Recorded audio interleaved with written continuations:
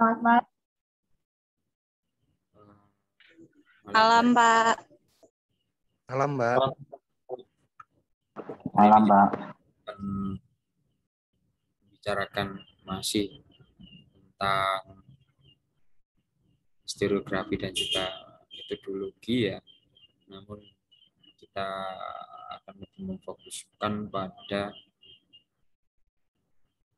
metode dan juga metodologi sejarah yang mana sampai saat ini banyak adik-adik mahasiswa yang dari S1 bahkan kemudian lulus sampai ngajar di SMA atau mungkin bahkan yang lanjut S2 itu kebanyakan gagal memahami apa itu metode dan apa itu metodologi sejarah. Nah, tentunya ini nanti akan ada interaksi ya. Saya membutuhkan interaksi dan keaktifan adik-adik jika saya tanyakan beberapa hal ya. Apakah memang sudah diajarkan sebelumnya ataukah belum ya terkait metode dan metodologi ini. Baik. Yang pertama akan kita bahas itu tentang metode dulu, tapi sebelumnya akan saya buka dengan kutipan ya. Jadi salah satu novelis terkenal tahun 90-an. Sebentar. Sepertinya belum kelihatan ini. Nah, saya fullkan dulu. Nah, ini. Terry Pratchett. Nah, novelis yang terkenal tahun 90-an dan dia 80-an 90-an ya. Dia menerbitkan salah satu novel judulnya Small God. Ya. Small God. Mana peradaban manusia saat itu dan kemudian bagaimana manusia mulai mengenal Tuhannya. Nah, ada satu pendapat yang menarik di novel tersebut menurut Terry. History has to be observed, otherwise it's not history. It just things happening one after another. Jadi menurutnya kalau kurang lebih terjemahannya adalah sejarah itu ya harus diperhatikan, harus diobservasi lagi ya, harus mendapat perhatian khusus ya. Dan juga harus dipahami. Jika kita tidak memahami sejarah, kita tidak memperhatikan sejarah, dan jika kita juga meninggalkan sejarah, jika tidak, maka itu bukan sejarah, tidak akan menjadi sejarah. Jadi, ya itu hanya sesuatu yang terjadi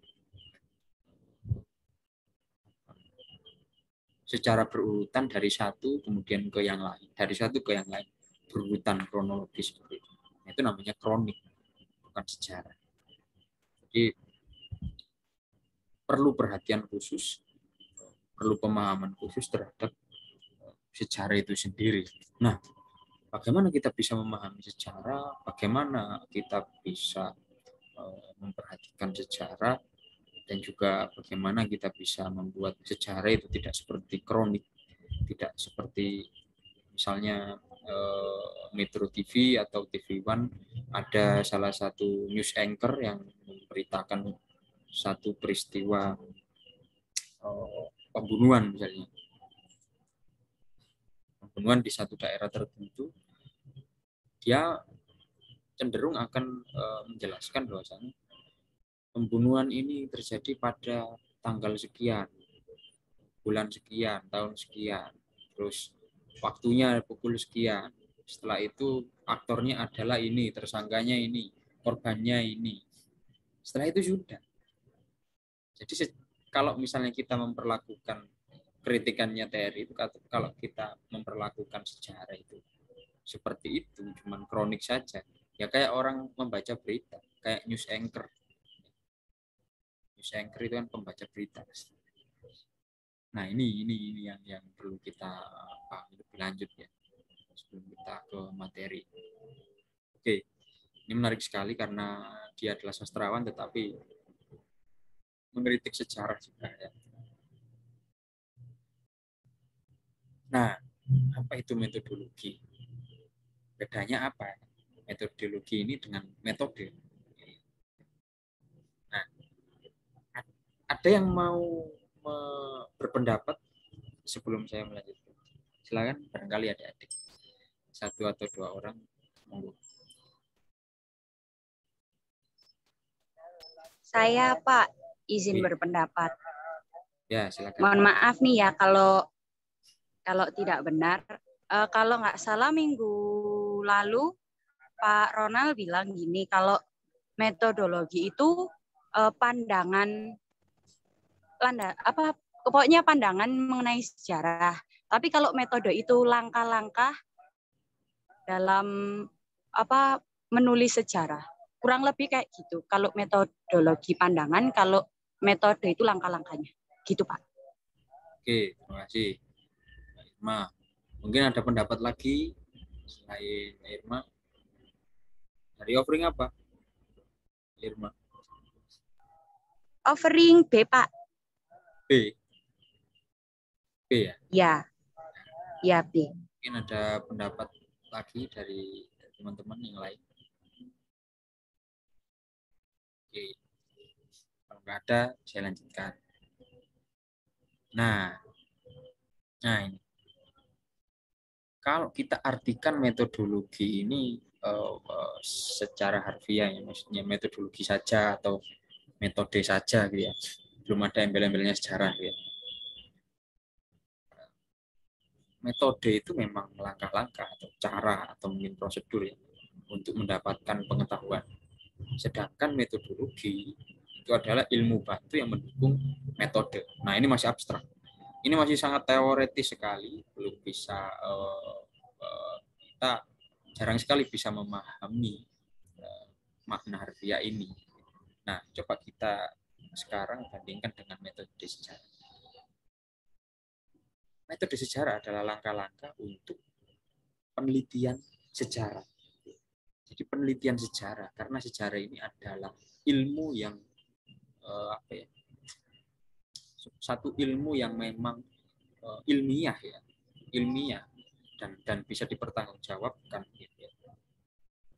Nggak mungkin kalau misalnya sejarah ini nggak ilmiah, nggak mungkin ada jurusan sejarah ya, prodi ilmu sejarah dan juga prodi pendidikan sejarah. Makanya sejarah ini ilmiah dan setiap ilmu itu harus ada metodenya. Metode itu langkah-langkah untuk melakukan penelitian terhadap ilmu tersebut. Ya, kita ketahui sendiri bahwasanya langkah-langkah untuk melakukan penelitian sejarah itu kan ada heuristik, mulai dari mengumpulkan sumber, kemudian kritik ya, kita memilih, kemudian memilah sumber tersebut, kemudian kita menafsirkan sumber tersebut sehingga menemukan fakta-fakta, dan fakta-faktanya kemudian ditulis secara kronologis, kita narasikan menjadi sebuah historiografi. Oke, nah kemudian metodologi itu apa, Mas? Nah, metodologi sejarah itu adalah ilmu bantu yang mendukung penelitian sejarah. Kalau kita samakan dengan ini, kalau metodologi itu kan ilmu bantu yang mendukung metode. Oke. Nah, kalau metodologi sejarah, yaitu ilmu bantu yang mendukung penelitian sejarah.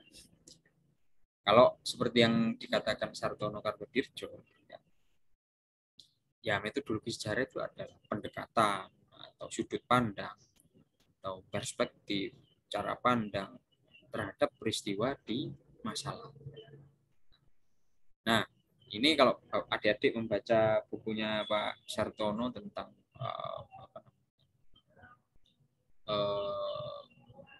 ilmu-ilmu sosial, pendekatan ilmu-ilmu sosial dalam memahami sejarah itu ya. Dan juga membaca beberapa tulisannya beliau, kemudian Kunto Wijoyo itu akan mengatakan yang serupa. Jadi memang metodologi sejarah adalah perspektif atau cara pandang terhadap peristiwa masa lalu itu sendiri. Nah, bagaimana cara kita memahami metodologi sejarah gitu ya? Jadi sebenarnya adik-adik, metodologi sejarah ini adalah sebuah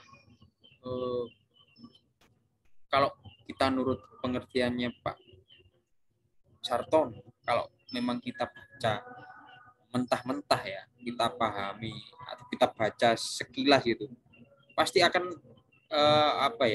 mengeritkan dahi kalian. Oh, sih maksudnya metodologi kok pendekatan atau perspektif atau cara pandang terhadap peristiwa masa lalu. Jadi untuk lebih gampangnya, jadi saya pertajam lagi ya, berdasarkan beberapa literatur juga dari buku-buku teori-teori sejarah gitu, dan juga historiografi. Kita harus bisa memahami metodologi sejarah ini sebagai sebuah perspektif keilmuan tertentu, untuk membentuk untuk membantu sejarawan menganalisis peristiwa masalah. Nah, perspektif keilmuan tertentu ini apa, Mas? Ya misalnya adik-adik menggunakan ilmu bantu apa, misalnya kepingin nulis gerakan 30 September, tapi saya pakai ilmu bantu lingkungan, Mas. Kok bisa? Ya bisa. Apakah bisa seperti itu? Gerakan 30 September dilihat dari metodologi sejarah lingkungan. Bisa saja.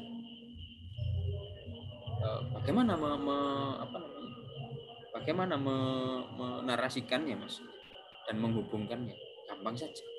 Jika sebelumnya orang-orang yang menulis mungkin di buku teks sejarah itu historiografi yang tentang gerakan 30 September itu sangat politis, ya, berarti dia menggunakan pendekatan ilmu politik, ya, perspektif keilmuan politik untuk melihat peristiwa gerakan 30 September. Nah, ada juga yang kemudian melihatnya dari perspektif keilmuan sosial. Nanti kan menjadi sejarah sosial. Nah, bagaimana caranya? Ya seperti John Rosa di bukunya Dalih Pembunuhan Massal. Nah, dia akan melihat di dalam bukunya tersebut bagaimana orang-orang PKI dibantai secara sosiologis, itu dampaknya seperti apa. Kemudian bagaimana pembantaian itu bisa merebak ke masyarakat sampai tingkat-tingkat desa, bahkan tingkat RT kayak gitu-gitu kan, dan menimbulkan banyak sekali korban. Nah, ini bisa jatuhnya nanti ke sejarah sosial. Nah, apa bisa sekarang dengan lingkungan? Bisa. Misalnya gini, peristiwa 30 September. Kemudian kita membahas bahwasanya mungkin saat itu jika adik-adik menemukan bukti bahwasanya orang-orang PKI yang dibunuh tentara ataupun perangkat desa ataupun orang-orang NU, ya, kemudian orang-orang PKI ini dikubur atau mungkin dibuang ke sungai. Nah, bisa kita lihat dampak lingkungannya akibat gerakan 30 September tersebut.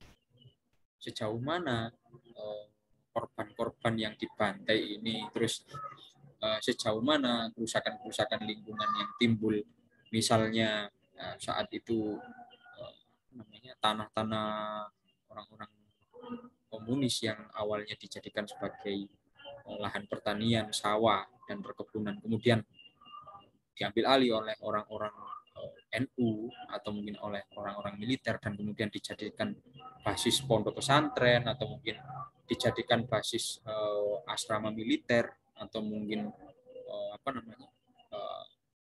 seperti batalion gitu kan, markas batalion kayak gitu kan. Nah ini bagaimana itu melalui kajian sejarah lingkungan, bagaimana lingkungan yang ada ketika tahun 65 itu kemudian dikuasai oleh pihak tertentu, militer dan juga NU, kemudian bisa menjadi dialihfungsikan menjadi hal lain gitu ya. Pabrik, perumahan, pondok pesantren ataupun markas militer. Nah, itu bisa dari sejarah lingkungan. Nah, makanya di sini saya artikan sebagai, biar adik-adik gampang memahami, saya artikan sebagai perspektif keilmuan tertentu. Sejarah plus sosiologi jadi sejarah sosial. Sejarah plus antropologi ya jadi etnohistory. Kemudian sejarah plus lingkungan atau sains jadi sejarah lingkungan atau sejarah ekologi. Sejarah ditambah ekonomi jadi sejarah ekonomi. Peristiwa kerusuhan 98, kalau adik-adik lihat dari perspektif sejarah sosial, yang ditulis nanti ya ujung-ujungnya ya demo, kekerasan, dan lain sebagainya. Tetapi ketika dianalisis dianalisis sebagai sejarah ekonomi, perspektifnya kita atau metodologinya kita menggunakan sejarah ekonomi akan beda bunyinya nanti. Beda bunyinya, mungkin bisa dampak krisis moneter mengakibatkan kekacauan. Krisis moneter yang terjadi ini membuat inflasi sejumlah berapa miliar gitu kan. Terus mari hasilnya negara, kerugian negaranya Indonesia saat itu seperti apa sehingga krisis. Jadi ekonomi lah yang mengendalikan semuanya, sampai mengganti rezim, sampai menimbulkan demo dan lain sebagainya. Ini adalah hanya salah satu contoh saja. Jadi adik nanti bisa memilih sendiri dari sekarang ya. Itu kira-kira saya ini condongnya ke apa? Saya ini sukanya nulis apa sih? Sukanya misalnya suka olahraga, ya pakai metodologi sejarah olahraga, perspektif olahraga. Kesehatan, pakai kesehatan. Saya senangnya kuliner, pakai sejarah kuliner. Yang menggunakan ilmu-ilmu kuliner untuk menganalisis peristiwa di masa lalu. Nah, sebenarnya apa yang pertama kali dibutuhkan untuk menghasilkan historiografi? Nah, yang paling penting itu pertama kali adik-adik itu harus punya perspektif terlebih dahulu ya, atau sudut pandang ya. Jadi saya ini sebenarnya senang apa? Seperti yang saya omongkan tadi. Aku ya sini kepingin nulis apa ya? Maksudnya sejak SMA atau mungkin sejak kecil ini saya ini senangnya ngapain? Nah, berangkat dari situ nanti adik-adik akan bisa menentukan kira-kira mau nulis tema apa. Berangkat dari perspektif. Misalnya saya dari dulu itu senang ini ya, outdooran ya. Saya senang lingkungan, saya senang gunung, landscape dan lain sebagainya. Ya sejak S1 saya nulis perubahan ekologi di kota kecil, S2 saya nulis permasalahan lingkungan. Ya sampai sekarang saya penelitian tentang sejarah lingkungan, sejarah banjir gitu ya. Jadi tidak apa namanya? Jul-julan gitu ya. Tidak kosong. Jadi dari perspektif adik-adik kemudian bisa menentukan tema apa yang akan dipilih. Gitu. Misalnya adik-adik kepingin nulis sejarah militer, gitu kan? Ya boleh dengan perspektif ilmu militer. Mungkin nulis temanya apa ini?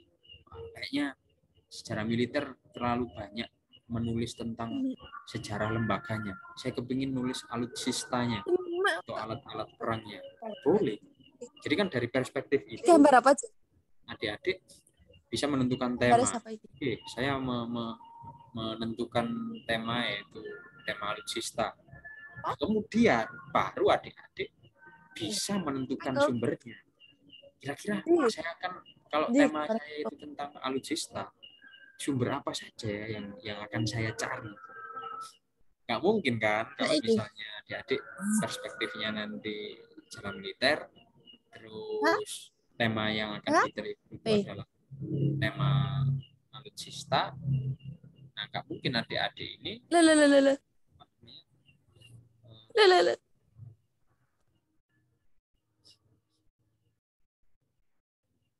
kalau ngomong di mute dulu, bos. Rame.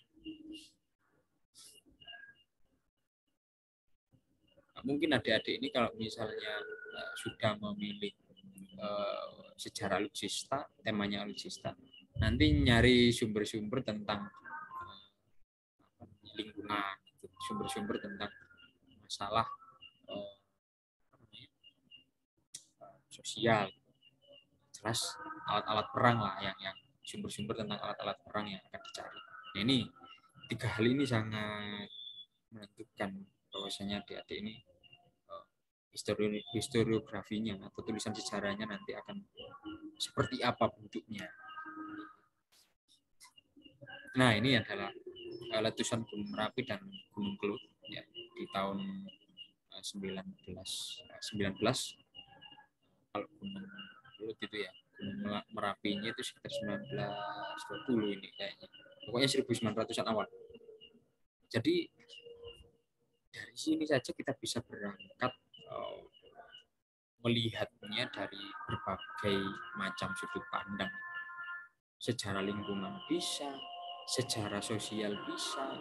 Kalau secara lingkungan itu secara bencana, bagaimana dampak lingkungan yang ditimbulkan pasca erupsi Gunung Merapi dan juga Gunung Kelut. Terus kemudian secara sosial juga bisa, misalnya dampaknya terhadap masyarakat, berapa jumlah korbannya dan lain-lain. Kemudian bantuan bencananya seperti apa. Kemudian dapat dilihat juga dalam sejarah militer, bagaimana hingga saat ini, sejak zaman kolonial hingga saat ini, militer Indonesia selalu mendominasi ketika ada bencana. Entah itu bencana pandemi maupun bencana alam. Padahal ada tugasnya